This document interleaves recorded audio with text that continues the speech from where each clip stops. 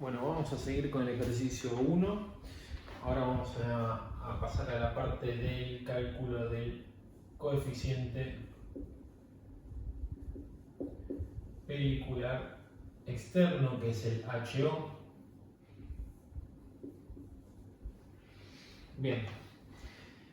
La memoria de cálculo que vamos a utilizar es muy similar a la que vimos del HIO, con la única diferencia que ahora va a estar referenciado al ánulo.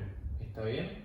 Entonces vamos a ver que hay unos pequeños cambios que no son demasiados cambios, pero bueno, yo lo voy a puntualizar bien en qué lugares hay estos cambios. Bueno, el cálculo de la velocidad es igual al de antes, nada más que ahora el área que aparece es el área de flujo del ánulo por la densidad del fluido que va por el ánulo, 1,842 metros por segundo.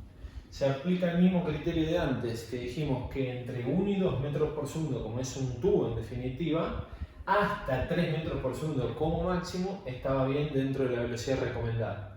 Con lo cual esto es una velocidad que nos va a dar buenos resultados desde el punto de vista del Reynolds y desde el punto de vista también de la transferencia de calor. Vamos a seguir. Tenemos la expresión, bueno, vamos a calcular el G del ánulo, que se calcula igual que antes, pero todo para el ánulo, caudal másico dividido el área de flujo del ánulo. Bien, esto me da 1463 kilogramos sobre metro cuadrado segundo. Fíjense que un detalle, pero no menor, que yo voy poniéndole a todo es por el tema de que es del ánulo, ¿está bien? O fluido que va por fuera del tubo interno. Es exactamente lo mismo, pero yo trato de hacerles entender de que es importante que pongan bien si es de tubo, si es del ánulo, porque si no después se empiezan a mezclar todo. Entonces, sean ordenados en esto, en ponerle cuando va del ánulo la A y cuando va del tubo la T, así no se le mezclan las variables. Bien, Reynolds del ánulo. La expresión es muy parecida, ahora vamos a ver esto, a la del tubo. La única diferencia es que nosotros vamos a usar el G del ánulo, el mu del ánulo, evaluado a temperatura media entre entrada y salida, pero ahora vamos a tener un pequeño detalle que ya no va a ser el DI o en su efecto ahora el DO, sino que nosotros vamos a tener el diámetro equivalente térmico. Bien, se lo voy a poner acá, que es el diámetro equivalente térmico. La definición, y ahora vamos a ver qué es. 4 por área de flujo sobre perímetro térmico. Bien, y fíjense, le voy a hacer un dibujito muy rápido acá.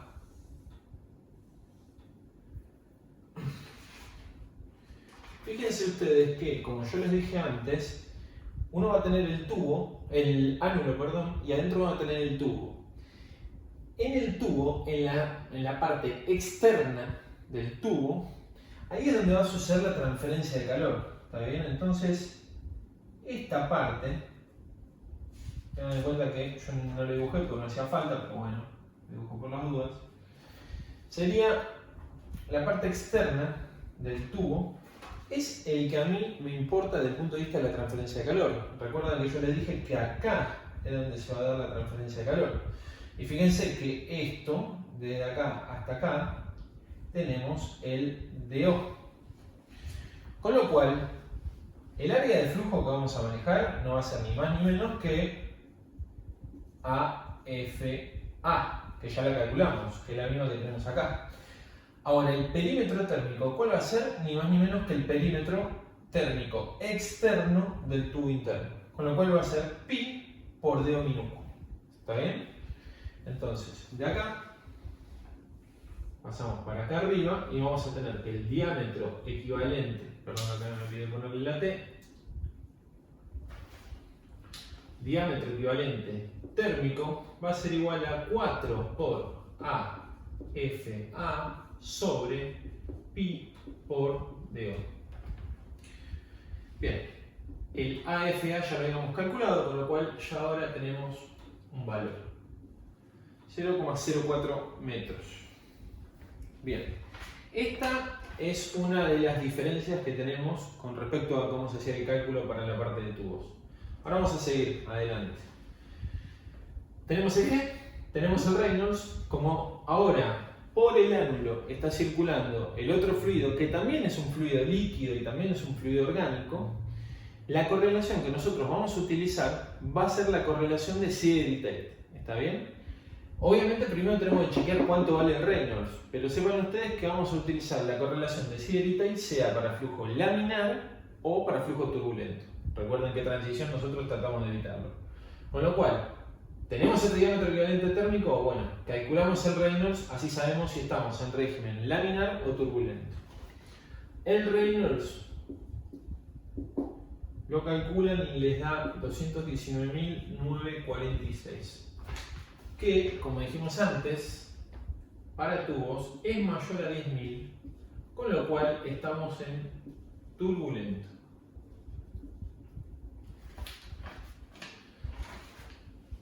Bien, si estábamos en régimen turbulento, ahora para calcular el Nusselt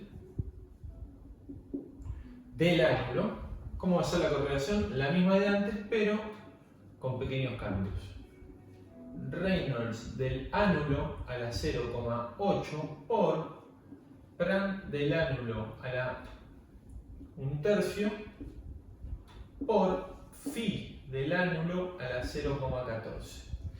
El Phi del ánulo se calcula como antes, igual, pero va a ser el mu evaluado a temperatura media para el ánulo dividido el mu evaluado a temperatura de pared para el ánulo.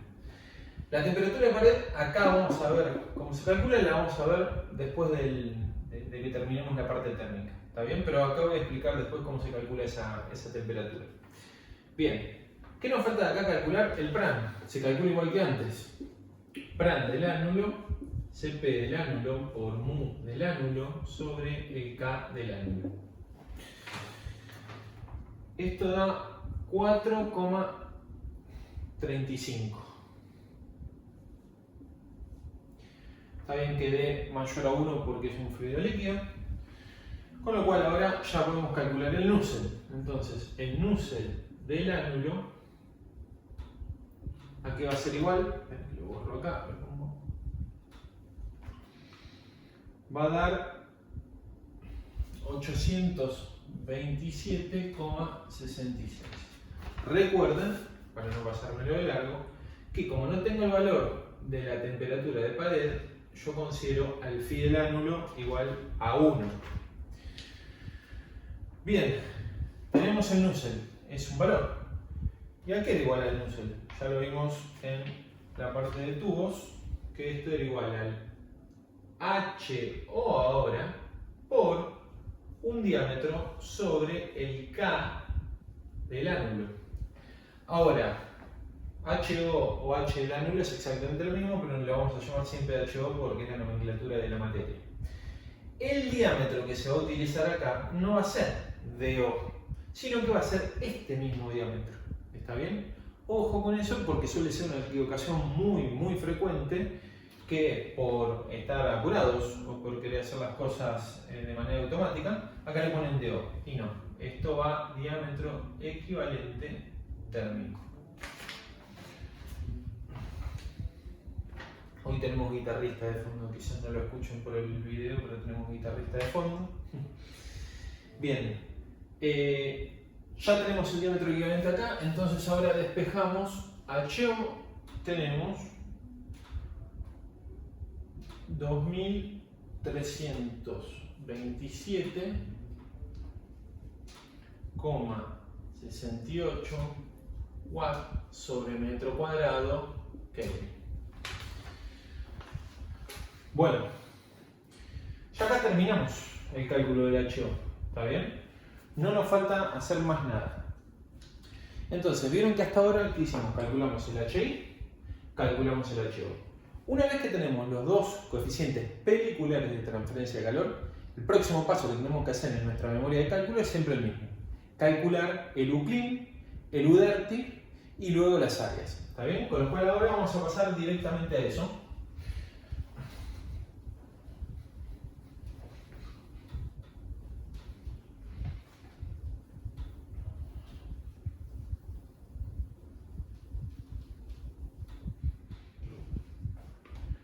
Bien, entonces ahora tenemos coeficientes globales de transferencia de calor, que van a ser los U.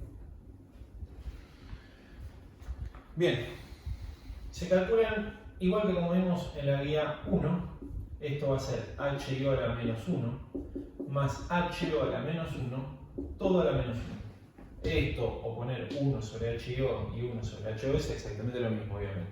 Pero cuando lo ponemos así, ponemos el menos 1 acá, en cada uno.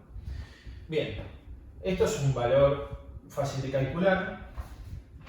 Ya lo calculamos, tenemos 880, ahí redondo, watts sobre metro cuadrado Kelvin. Bien, ahora tenemos que calcular el UD. ¿A qué le igual el UD? Al U clean a la menos 1 más RDT, todo a la menos 1. Coeficiente de ensuciamiento total. Bien, para hacerlo más clarito y no estar tan abajo, lo voy a poner acá. Le voy a poner esto, pero se lo voy a expandir acá de otra forma. En realidad se lo voy a poner abajo, perdón. Así queda claro. Fíjense, esto, para que ahora entendamos cómo hacemos el tema de las resistencias, fíjense cómo lo voy a escribir. 1 sobre HI por DI sobre DO más 1 sobre HO por DO sobre DO más RDT todo a la menos 1. Bien. Fíjense lo siguiente, que para que, o sea, yo les puse esto así para que lo entiendan ustedes luego. Nosotros habíamos dicho que una resistencia era la inversa de un coeficiente pericular. Fíjense que cuando nosotros hacíamos HI por DI sobre DO, era HIO. Si hacemos 1 dividido HIO, en definitiva, es una resistencia. Lo mismo por acá. Es HO y acá la corrección, que no la hacemos obviamente, sería por DO sobre DO, que es 1. Por eso me queda 1 sobre HO directamente. Y no tengo que referenciar a ningún diámetro. Pero, fíjense, si yo ahora, para el cálculo de las resistencias, yo cuando haga el RDT, tengo que calcular la resistencia interna más la resistencia externa. Pero la interna, fíjense que también está corregida. Entonces, ahora vamos a tener esto, que va a ser RI por la corrección más RO por la corrección. Ahora, fíjense, si yo, por eso se lo escribí acá también, para que entiendan esto. Si yo a un coeficiente pericular lo corrijo así, DI sobre DO, y obtengo el HIO, como la resistencia es la inversa de un coeficiente pericular, ahora el RI, para calcular el RIO, ¿cómo lo tengo que hacer? Por DO sobre DI. ¿Se entendió? Y esto haría exactamente lo mismo de acá, pero a la inversa, me va a quedar exactamente lo mismo. O sea, en realidad yo estaría dando vuelta, pero me va a quedar lo mismo. Pero en este caso, cuando lo doy vuelta, queda al revés por un coeficiente pericular. ¿Está bien? Entonces, así es como se calcula el RDT. Entonces, RDT, ahora lo calculo. Lo voy a poner por separado. Primero, ¿cuánto vale el RI y el RO? El RI era de dato 0,001 HFT cuadrado grado Fahrenheit sobre BTU, 0,001 HFT cuadrado grado Fahrenheit sobre BTU. Voy a chequear un segundo si se los da. Sí, se los da dato. Si no les diera el dato de los R, después vamos a ver cómo se calculan en la tabla. Ahora, la conversión a las unidades internacionales, que es la que estamos utilizando nosotros, es dividido 5,678. Y esto le va a dar en metro cuadrado Kelvin sobre watt. ¿Está bien? O sea, le va a dar a la inversa. Bueno, ya les pongo los valores entonces. Ahora, RI va a dar 1,76 por 10 a la menos 4 metro cuadrado Kelvin sobre watt. Y RO le va a dar también lo mismo porque es el mismo valor entre uno y otro. Con lo cual ahora, fíjense, yo le voy a poner cuánto vale el R de T directamente. Y recuerden, hacen ahora RI, lo multiplican por DO minúscula, lo dividen por D minúscula y el RO les queda exactamente igual. Hacen la suma y les da el R de T. Y el R de T les queda 3,8 por 10 a la menos 4 metro cuadrado Kelvin sobre watt. Esperen que chequeo que estén todos bien los resultados. Sí. Y acá tenemos R de T. Con lo cual, ahora yo esto lo voy a borrar.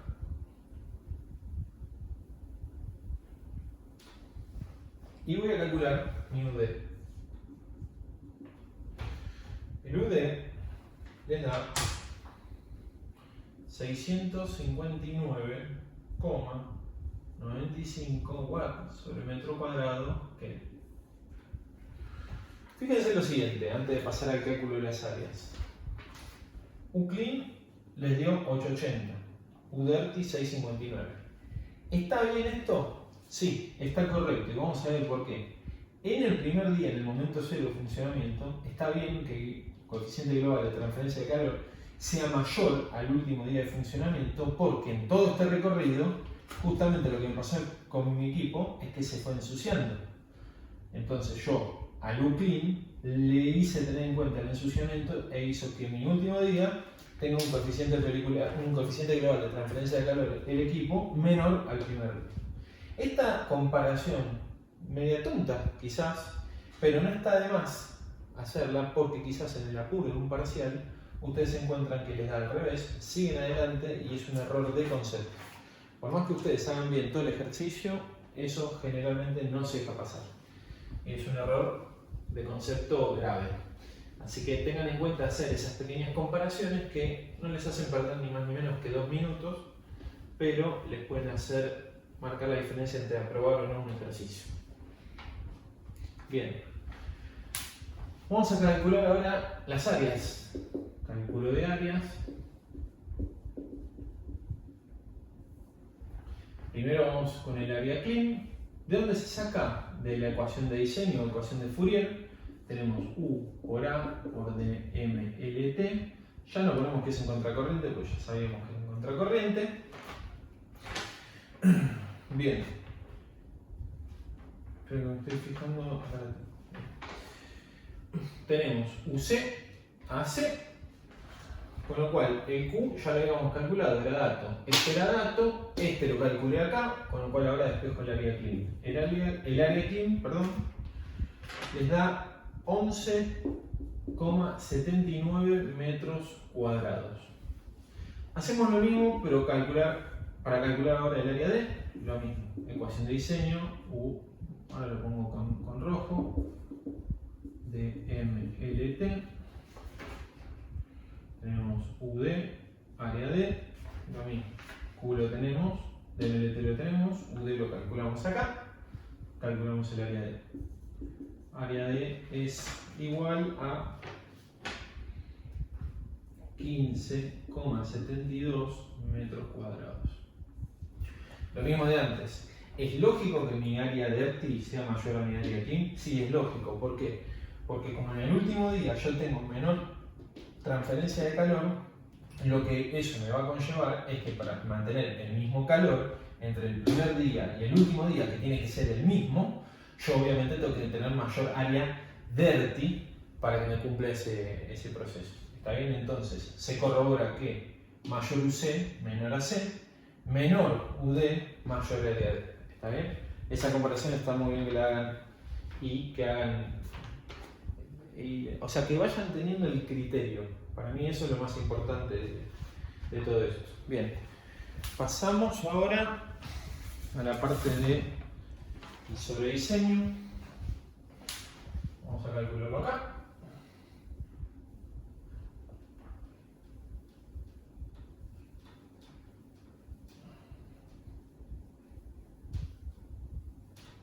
Bien, a ver si tenemos acá. Esperen un segundito.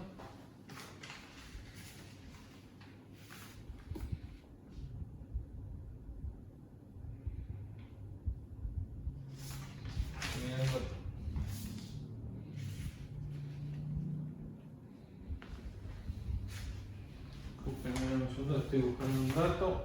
A ver si lo tengo por acá.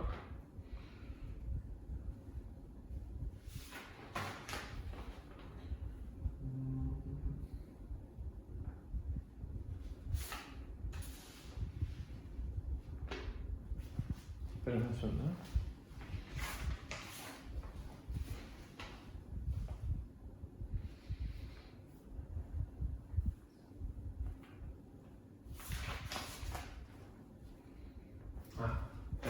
Pensé que yo lo había puesto, pero no, por eso.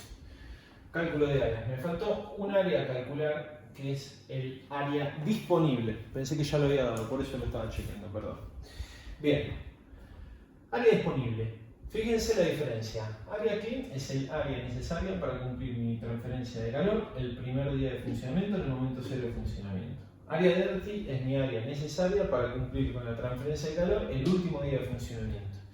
Y área disponible es el área física con la cual yo voy a construir mi equipo realmente, que obviamente me va a tener que contemplar con un sobrediseño el área dirty y el área clean.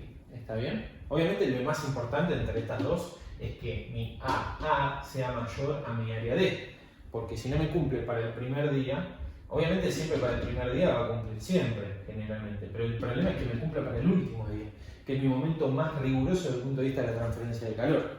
Entonces, vamos a ver cómo se calcula el AA. ¿Está bien? A ver,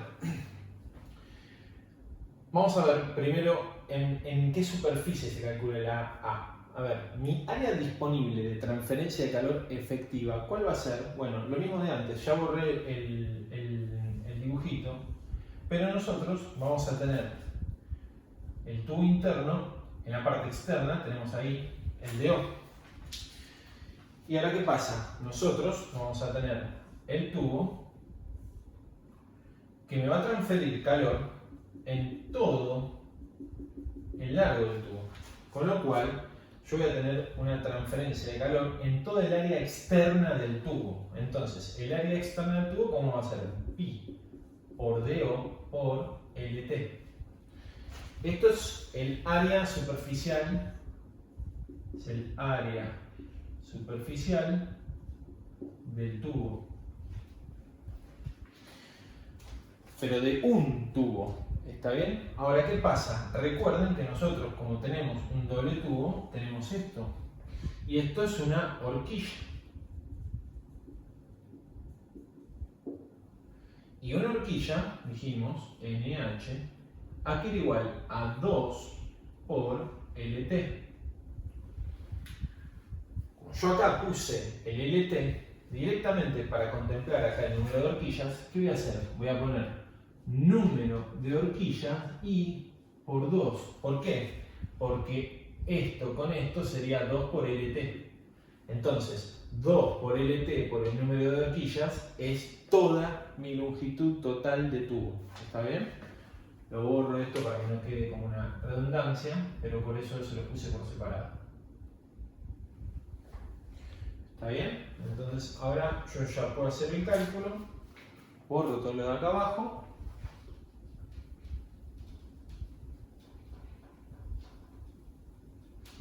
Y tengo que mi área disponible es 18,52 metros cuadrados.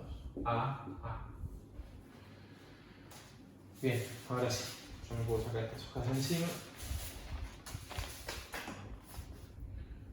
Entonces ahora, fíjense, tengo el área disponible, el área clean y el área dirty. Calculo mi OSD por ciento, que es el sobredimensionamiento. Calculamos el OSC por ciento, que poco ya tiene importancia, pero igual lo calculamos. AA menos AC sobre AC por 100%. Y ahora el OSD por ciento, que va a ser igual a área disponible menos área dirty sobre área dirty por 100%. Pongo los valores y ahora explicamos.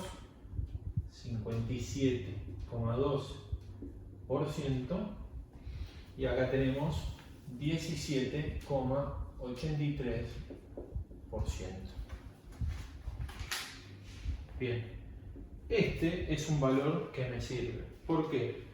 Porque generalmente yo voy a querer que mi OSD por ciento para equipos de doble tubo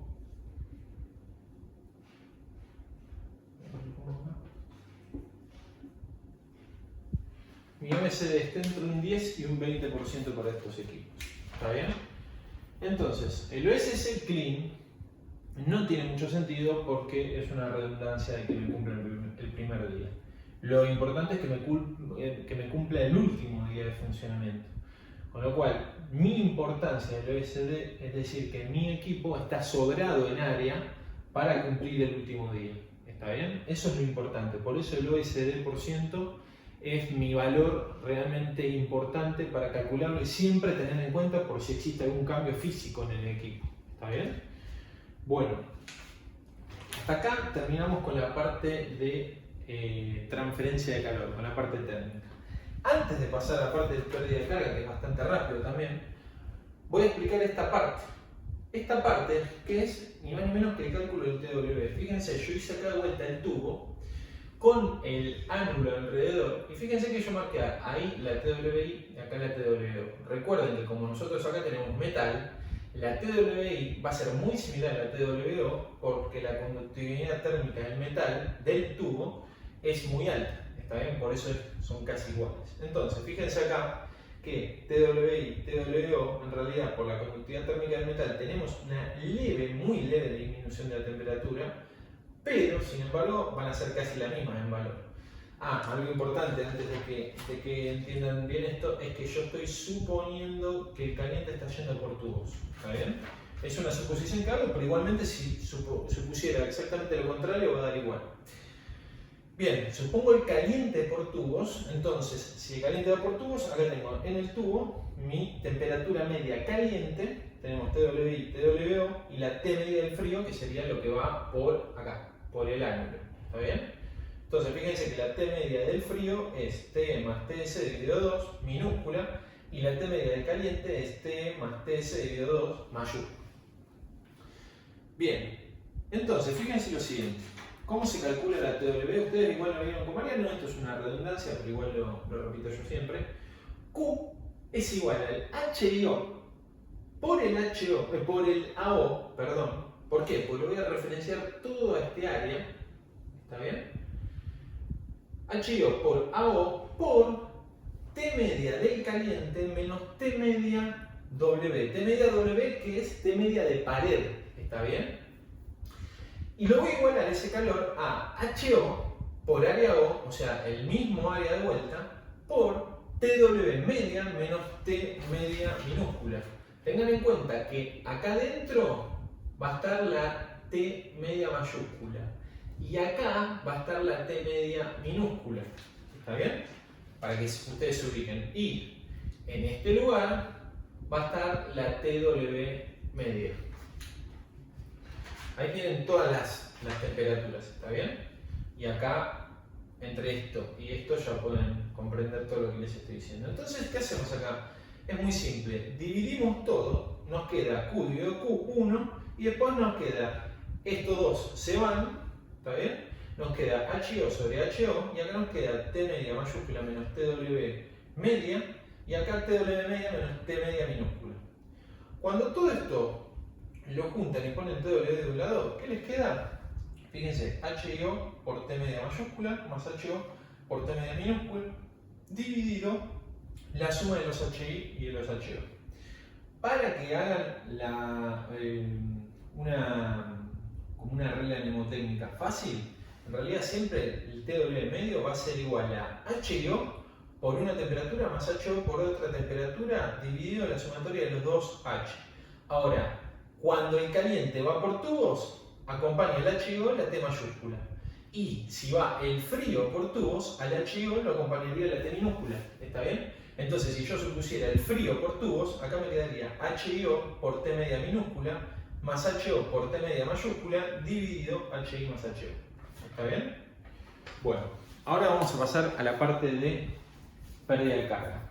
O sea, si ustedes tienen la TW media, pueden calcular ese mu o sea, evaluado a temperatura media que se usaba para el FI. ¿Está bien? Pero tengan en cuenta que en un parcial hacer esto sería totalmente inoportuno porque les va a llevar muchísimo tiempo. ¿Está bien? Por eso muchas veces le decimos que tomen directamente el FI igual a 1, pero cuando ustedes tengan que hacer el TPI, ahí sí van a tener que tener en cuenta esta corrección del mu, porque realmente es importante y porque realmente les genera cambios en el equipo. ¿Está bien? Entonces, por el momento, generalmente no vamos a tener en cuenta el cálculo del FI, pero para el TPI sí lo van a tener en cuenta. Bien, caída de presión.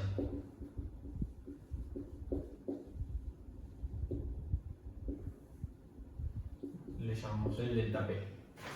Bien, vamos a hacer por separado, primero para tubos y después para el ángulo. Para tubos, la expresión de la ecuación para calcular el delta P de tubos es la siguiente. Tenemos G de tubos al cuadrado sobre 2 por ρ de tubos por 4 por fanning de tubos por 2 por el número de horquillas por longitud total de un tubo dividido de I, ahora vamos a ir explicando, más sumatoria de K, todo por phi de tubos a la menos 0,14. Bueno, borro lo del ángulo, después lo hago. Bien, fíjense algunas cosas importantes para no pasarlas de largo de manera automática.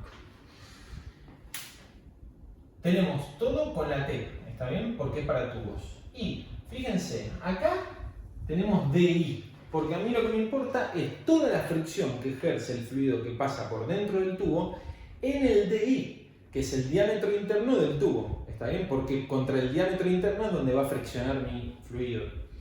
Entonces, 4 por fanning de tubos se pone porque en realidad el delta P de tubo fue calculado más en mecánica con el coeficiente de coeficiente de Darcy de fricción en lugar del de fanning. Por eso se pone 4 por fanning de tubos. Tenemos 2 por el número de horquillas por LT. ¿Por qué? Porque en definitiva yo lo que estoy diciendo es cuánta fricción acumula en toda la longitud total del tubo, teniendo en cuenta la cantidad de horquillas que tengo. ¿Está bien? Recuerden siempre que en cada horquilla tenemos 2 por LT. Por eso es que aparece el 2 acá en el medio. No se lo olviden este 2. ¿Está bien? Bien. Y acá está la sumatoria de K, que para tubos la vamos a tomar igual a 0. ¿Por qué la vamos a tomar igual a 0? Esto también se lo debe haber dicho Mariano. Porque, especialmente nosotros acá estamos tomando toda la fricción en las partes acá, ¿no? En las partes que son lineales del tubo, pero la sumatoria de K va a tener en cuenta los codos de radio largo que tengo en cada horquilla.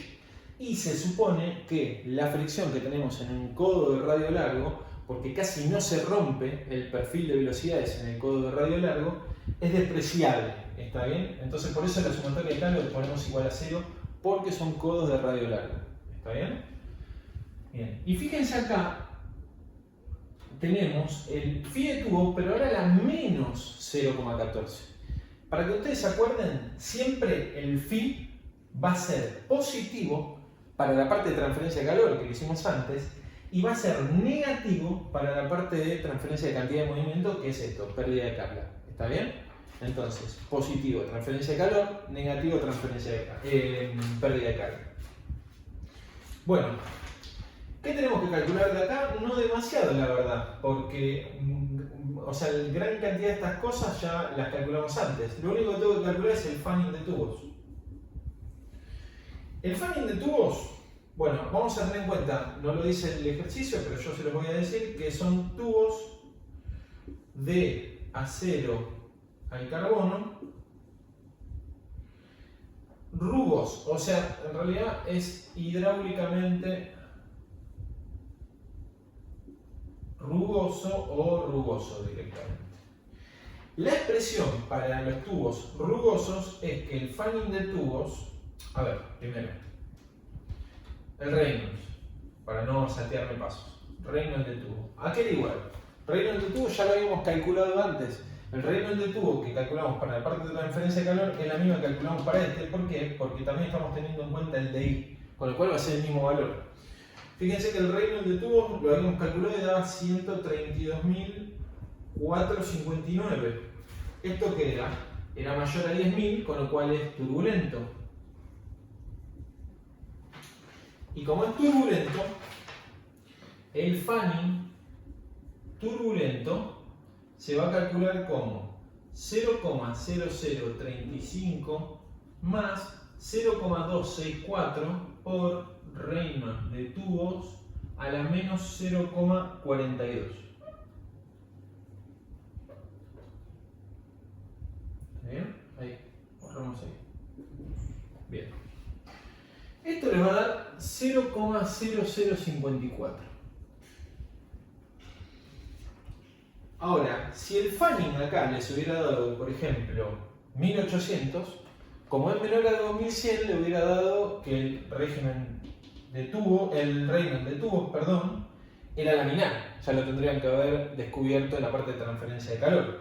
Pero en ese caso, el fanning laminar se calcula, como vieron el fenómeno, que es 16 sobre el Reynolds de tubos. Bien. No es este el caso, está bien, pero se lo digo por las dudas para que no pierdan de vista cómo era la ecuación. Bien, entonces si ya tengo el fanning, lo pongo acá adentro y ya como esto era 0, ya hago el cálculo. Entonces ahora mi delta P de tubos me da 58,46 kilopascales. Como es menor a 70 kilopascales, que es lo que me pedían de delta P admisible tanto para los tubos como en el ánulo, verifica la pérdida de carga. En realidad estoy sobrado de pérdida de carga, ¿está bien? Fíjense ustedes, para que vayan entendiendo cómo es el tema de los diseños, que si yo, por ejemplo, me hubiera quedado corto desde el punto de vista de la transferencia de calor en la parte de tubos, como yo acá tengo un poco más de delta P admisible que me sobra, ¿yo qué podría hacer? Darle un poquito más de velocidad al fluido que va por dentro de tubos, siempre y cuando no me supere los 70 kilopascales, y de esa forma estaría generando un HIO mayor, ¿está bien? Y eso me va a generar un área, en definitiva, dirty, menor, ¿está bien? Entonces me mejoraría la parte de transferencia de calor y me generaría un equipo más barato desde el punto de vista de la construcción. Pero ustedes tengan en cuenta que igualmente no es que ustedes tienen que ir de la pérdida de carga hacia atrás. No, ustedes lo que tienen que hacer es mejorar siempre la transferencia de calor y ver que la pérdida de carga les verifique. ¿Está bien? Algunos casos, hasta acá terminamos la parte de tubos, vamos a ánulo. Le quería hacer una aclaración que muchas veces un error muy común es que muchos, como están medio perdidos, hagan las resoluciones de estos ejercicios empezando por la parte de pérdida de carga y yendo hacia atrás. Y eso es un error muy común, pero no se deja pasar también. ¿Por qué? Porque ustedes en realidad acá están diseñando equipos de transferencia de calor, no equipos de transferencia de cantidad de movimiento. Transferencia de cantidad de movimiento lo van a ver en OP1. Con lo cual acá ustedes tienen que decir que su equipo, desde el punto de vista técnico, funciona correctamente. Y además, desde el punto de vista hidráulico, también corrobora los criterios que le ponen como máximos. ¿Está bien? Pero no al revés. ¿Estamos? Con lo cual siempre se empieza por lo técnico y se va para lo hidráulico. Bien, vamos al ánulo y con esto terminamos. Bien, la expresión del delta P del ánulo es muy parecida a la de tubos, pero con algunos pequeños cambios.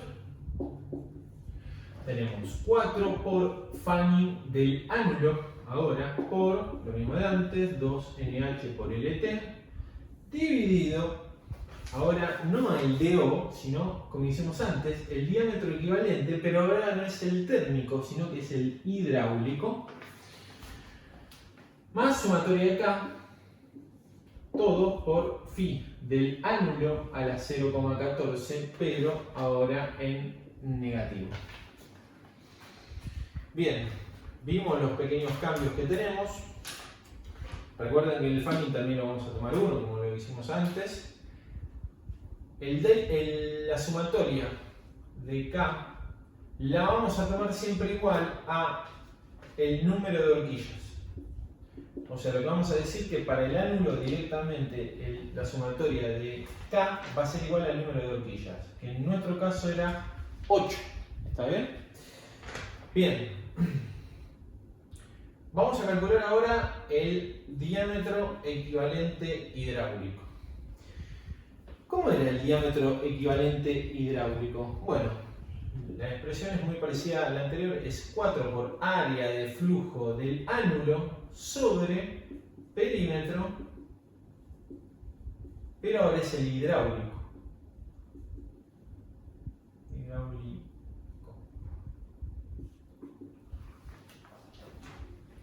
Bien. Ya teníamos el área de flujo del ánulo, ¿está bien? Tengan en cuenta lo siguiente ahora. Nosotros si tenemos el ánulo, tenemos acá el tubo, tenemos acá DO minúscula y acá tenemos DI, porque acá tenemos DO mayúscula. Mi fluido del ánulo ahora va a tener fricción con esta parte y con esta parte. ¿Por qué? Porque está yendo por todo el sector de la corona circular. Con lo cual, ahora esto, perímetro hidráulico, va a ser igual a pi por DI mayúscula más DO minúscula. Es el único cambio que tenemos. ¿Está bien? Con lo cual ahora el diámetro equivalente hidráulico, perdón, acá me olvidé de poner el H, tenemos que da 0,0176 metros. Si ustedes se fijan cómo era la expresión del área de flujo del ánulo, si directamente simplifican, van a ver que el diámetro equivalente hidráulico les queda muy fácil la ecuación y es directamente DI menos DO minúscula. ¿Está bien? Si ustedes se fijan cómo era la expresión de esto y simplifican con esto, les va a quedar directamente esto, que da ni más ni menos que esto. ¿Está bien? Se lo digo por las dudas porque capaz que la van a ver directamente así la fórmula. Bien. Ahora tenemos que ver el Fanning del ánulo. Ahora, ¿con qué lo calculo? Primero tengo que saber si estoy en turbulento o en laminar. Pero ¿qué pasa? Ustedes me van a decir, pero ya tenías el Reynolds antes calculado del ánulo. No. ¿Por qué? Porque el Reynolds del ánulo para la parte térmica me tenía en cuenta el diámetro equivalente térmico. Ahora, el Reynolds que necesito saber acá para saber en qué régimen estoy, desde el punto de vista hidráulico, es el diámetro equivalente hidráulico. Con lo cual, ahora mi Reynolds del ánulo va a ser prima, va a ser igual al G del ánulo por el diámetro equivalente hidráulico sobre el mu del ánulo. Esto me queda 96.085. Como vimos, esto es mayor a 10.000, con lo cual, de vuelta, estoy en un régimen turbulento desde el punto de vista ahora hidráulico también.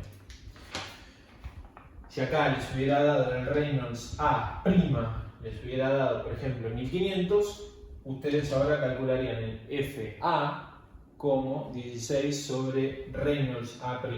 ¿Está bien? Yo lo voy a calcular de la misma forma que antes, entonces lo voy a poner acá arriba, perdón. Vemos acá.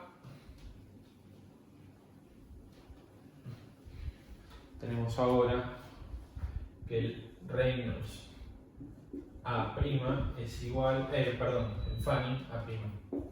Fanning A' es igual a Fanning A, perdón, estoy mezclando todo. Es igual a 0,0035 más 0,264 por, ahora sí, Reynolds A' a la menos 0,42. Esto queda igual a 0,0056 y ahora sí, mi delta P del ángulo es igual a 180,16 kilopascales. Esto es mayor a 70 kilopascales, con lo cual no verifica. Entonces, ya acá se encuentran con un temita que no es el objetivo del ejercicio ahora ver cómo se modificaría esto, pero si ustedes estarían diseñando el equipo, ustedes esto no se podrían quedar con un equipo que no verifica la pérdida de carga por el ángulo. Entonces tendrían que modificar eso. ¿Cómo, por ejemplo? Bueno, teniendo una menor velocidad dentro del ángulo, ¿está bien? Tendremos que ver después en otros casos cómo haremos para hacer esos cambios y qué consecuencias me lleva eso en todo el resto del cálculo, ¿está bien? Pero esto ustedes, si están diseñando un equipo, no lo pueden dejar pasar. Tienen que hacer los cambios para que corrobore, ¿está bien? Por ahora vamos a dejar acá el ejercicio, porque no es un objetivo de este ejercicio ver los cambios, ¿está bien? La última explicación que voy a dar, que es muy sencillo y yo solo la voy a leer, que es una aclaración de la correlación de doble tubo para flujo laminar, ¿está bien? Es decir, cuando yo, lo voy a borrar acá un segundo, lo borro acá. Cuando yo les había dicho, frente a agarrar la hoja, la correlación de flujo laminar era un cel de tubos igual 1,86 por Reynolds de tubos por Pran de tubos por DI sobre L, todo la 1/3 por phi de tubos al 0,14. Esto les había dicho para lo que era la correlación de Sieder y Tate para flujo laminar. ¿Está bien? Esto sería Sieder, Tate para laminar. Recuerden que este es un fluido orgánico y líquido, ¿está bien? El SCAO, que es uno de los libros que a nosotros nos importan bastante para esta materia, dice la siguiente aclaración de esto, ¿está bien? Dice, para un intercambiador de doble tubos, el fluido del ánulo uniformiza su temperatura al pasar de un tubo al otro a través de las T's, o sea, las T de la unión. Por lo tanto, L, este L, debe ser tomado como la longitud de un paso solo, es decir, LT. Para el fluido que circula dentro del tubo interno, Kern, que es el otro libro importante para nosotros, sugiere adoptar para el L el recorrido total, es decir, la suma de todos los trayectos en todos los pasos, es decir, 2 por NH por LT. ¿Está bien? No lo ponemos acá simplemente porque en la gran mayoría de los casos no vamos a tener procesos en los cuales tengamos flujo laminar, sino que todo lo contrario, vamos a tratar de tener siempre turbulento. Pero en el caso que tengan flujo laminar, tengan en cuenta estas dos consideraciones, tanto para el ánulo como para el tubo, para el caso de este L. ¿Está bien? Y con esto termina el ejercicio 1.